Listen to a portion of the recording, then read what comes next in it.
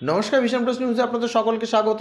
CPM রাজ্য সম্পাদক মোহাম্মদ সেলিম এই মুহূর্তে আমাদের সামনাসামনি হয়ে যেটা জানিয়েছেন যে ইন্ডিয়া জোট কিন্তু আসন সমঝোতার জোট, এবং ইন্ডিয়া জোট নিয়ে এত কেন অস্থির হয়ে পড়ছেন মমতা ব্যানার্জি কটাক্ষ করতে ছাড়লেন না।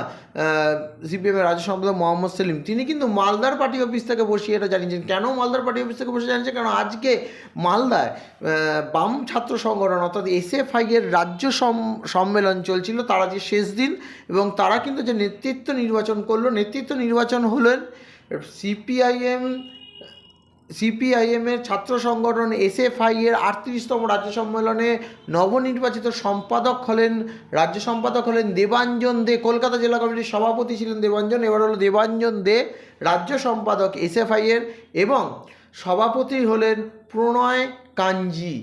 প্রণয় কাঞ্জি হলেন সভাপতি, পত্রিকা সম্পাদক হলেন সৌভিক বক্সি। দেবাঞ্জন দে সম্পাদক এবং প্রণয় কাঞ্জি হলেন সভাপতি। কি বললেন মোহাম্মদ সেলিম ইন্ডিয়া জোট নিয়ে শুনে নিন আপনারা। अल्बर्ट पिंटू को गुस्सा क्यों आता है? এত রাগেরই বা কি আছে? নির্বাচনে এখন ঢের দেরি, কিন্তু অনেক আগে থেকেই সব দলগুলো প্রস্তুতি নেওয়া শুরু করেছিল। আমরা প্রথম থেকে বলেছিলাম ইন্ডিয়া ব্লক আসন সমঝোতার জন্য নয়। আর এখানেই তফাৎ, উনি প্রথম থেকেই বলছিলেন আগে আসন সমঝোতা করে। আমরা বলছিলাম যে নেতা নয় নীতির কথা বলে। তৃণমূল কংগ্রেস নীতির কথা বলবে কি করে? তারা সবসময় চেয়েছিল যে এখানে মুখ্যমন্ত্রী হচ্ছে, ওখানে প্রধানমন্ত্রী হব।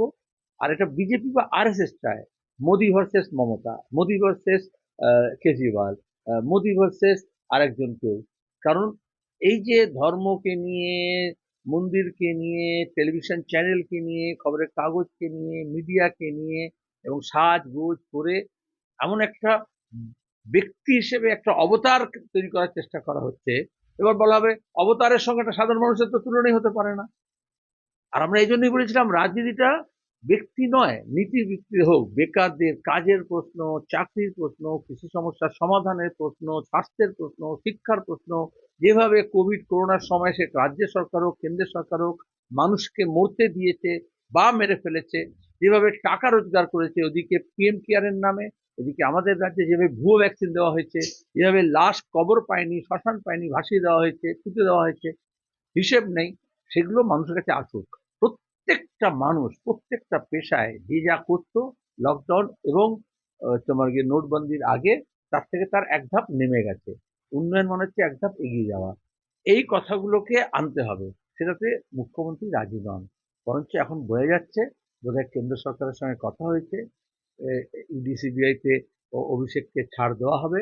এজন্য আর ইডি সিবিআই এখন শাহজাহানের কাছে যাচ্ছে, কিন্তু অভিষেকের কাছে যাচ্ছে না। আর বিজেপি নেতাদেরও দেখবে সবাই মুখে কুলু পেটেছে। অভিষেক ব্যানার্জি নিয়ে এত তরপাচ্ছিল যে সমস্ত বিজেপি নেতারা রাজ্যের, তারাও কেউ কোনো কথা বলছে না। এবং ভোটের আগে কিছু টাকাও ছাড়বে, কারণ টাকা ছাড়া তৃণমূল চলে না। এবং লুট করা টাকা যেমন ব্যবহার করতে দিচ্ছে, বিদেশে যে টাকা পাচার হয়েছে সেগুলোকে ফেরত আনার ব্যাপারে কোনো ব্যবস্থা নিচ্ছে না, অপরাধীদের শাস্তি দিচ্ছে না, নাটক করছে কেন্দ্রীয় এজেন্সি। এবং এখন খুব সম্ভবত যেহেতু মন্ত্রী ঘোরাফেরা করছেন, অফিসারদেরকে দিল্লিতে পাঠানো হয়েছে এবং তারা টাকা যাতে মমতা ব্যানার্জিকে ভোটের আগে হাতে পাইয়ে দেয়, বিজেপি আরএসএস সেই ব্যবস্থা করবে। এজন্য আরএসএস এর নির্দেশে গত কয়েকদিন ধরে জোটের বিরুদ্ধে, কংগ্রেসের বিরুদ্ধে, সিপিএমের বিরুদ্ধে তিনি কথা বলছেন। বিজেপি বা আরএসএস এর বিরুদ্ধে কোনো কথা বলবেন না, বলছেন না। বাংলায় রাহুল গান্ধীর ন্যায় যাত্রাতে সিপিএম কি অংশগ্রহণ করবে? সেটা কংগ্রেস দলের আহ্বানে ন্যায় যাত্রা। আমরা কিছুদিন আগে আমাদের যুব ছাত্ররা ইনসাফ যাত্রা করেছে। ইনসাফ যায়, ন্যায় যায়। গোটা দেশে এবং রাজ্যে যে অন্যায় হচ্ছে তার প্রতিকারের জন্য যে যেখানে লড়াই করছে আমরা তাকে সামিল, সংহতি জানাচ্ছি।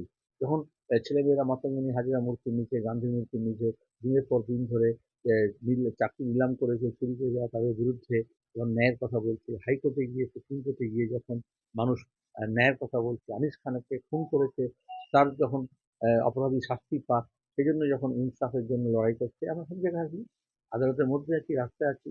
এখানে যখন কংগ্রেসের নেতৃত্বে রাহুল গান্ধী যখন ন্যায় যাত্রা করছে, সেটা আমরা আসামে দেখেছি। আমাদের কৃষক সভা, আমাদের শ্রমিক সংগঠনগুলো, আমাদের জনসংগঠনগুলো, তারা মানুষকে সমবেত করেছেন। একদিকে আসামের রাজ্য সরকার তাকে বাধা দিচ্ছে, মিথ্যা মামলায় জড়ানোর চেষ্টা করছে, পুলিশকে লেলিয়ে দিচ্ছে। তখন দাঁড়িয়ে যারা অন্যায় করে তারা একদিকে থাকে, আর যারা ন্যায় দাবি করছে তারা আরেকদিকে থাকে। জন্য আমরা আছি, কিন্তু আমাদের শর্ত হচ্ছে এ রাজ্যে যারা অন্যায় করছে, যে তৃণমূল কংগ্রেস যে ভোট লুট করলো, যারা পঞ্চায়েত নির্বাচনের গণনা কেন্দ্র লুট করলো, যারা প্রতিদিন মিথ্যা মামলা করছে, যারা আহ, ন্যায়ের জন্য যে সভা হবে, মিটিং হবে, দাবি হবে, সেগুলোকে মিছিল মিটিং অনুমতি দিচ্ছে না, তাদের সঙ্গে কোনো সম্পর্ক থাকবে না। তারা কংগ্রেসকে ঠিক করতে হবে। তারা যদি বামদেরকে সঙ্গে পেতে চান, তাহলে যেমন বিজেপির সঙ্গে কখনো কংগ্রেস যাবে না, এটা নিশ্চিত। আর মমতা ব্যানার্জি যেমন বলছেন ভোটের পরে দেখে নেবো কোন দিকে যাব, ওজন দরে বিক্রি হব, বা সোনার দরে বিক্রি হব কি পিতলের দরে বিক্রি হব, সেটা কংগ্রেস সেটা করবে না, বামপন্থীরা করবে না। তো কংগ্রেসকে এটা বলতে হবে, যখন সাম্প্রদায়িকতার বিরুদ্ধে লড়াই হচ্ছে, সাম্প্রদায়িকতার বিরুদ্ধে লড়াইয়ে যখন তারা নেতৃত্ব দিতে চায়, কমিউনিস্টদেরকে তারা যদি সঙ্গে পেতে চায়, তাহলে যারা এ রাজ্যের যে কারাপ্ট নেতারা আছে তৃণমূলে, তাদেরকে পাশে নেবে না, তবেই আমরা থাকবো।